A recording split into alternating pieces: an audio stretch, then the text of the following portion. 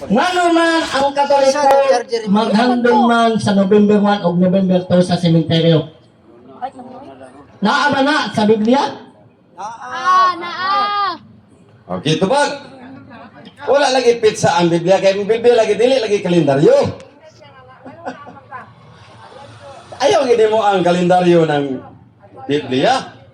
Pero mamutana ka nga nung maghandumi sa mga patay, naman na si Rock City 33. Biblia na niya. Pag manggihatagon sa mga buhi, apan ayaw hikalimti ang paghandom kanila nga nangamatay na. Mo nang Katoliko, naghandom nga naman namas Biblia.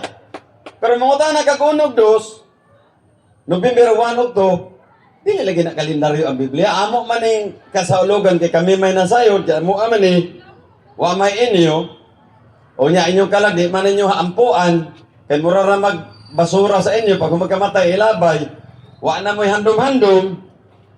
So ang paring Katoliko mo'y naluyag ampo sa inyong mga kalag. Nga no? Pag misa sa pare, mga naman pare, kining santos nga misa atong ihalad sa kalag ni Talpulano, ni Talpulana, o sa mga kalag nga wa na'y naghandom nila. Kisa din naluyag ampo, kami nga naman, naaman nas Biblia.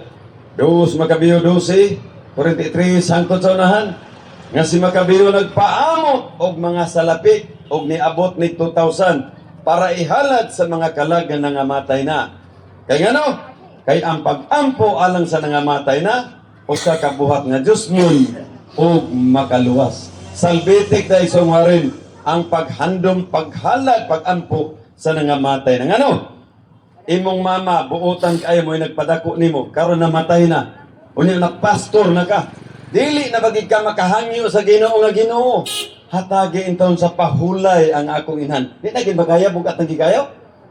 Ha? May kay kamo dupag-dupag ampo sa imong mga tao, pero sa imong mama imo nang gikalimtan unsay nakaingon sa Biblia? Pangmanggihatagon sa mga buhi apan ayaw hikalimti ang paghandom sa nangamatay. Tanawa si Kristo. Di ba ni adto siya og nagampo nagwali sa mga kalag na nabilanggo. Unsa man ning mga kalag nga nabilanggo? Ha, na depresyon sa kalag na maunang purgatorio. So natubag naman siguro sunod pa ko na aron magbibo ta.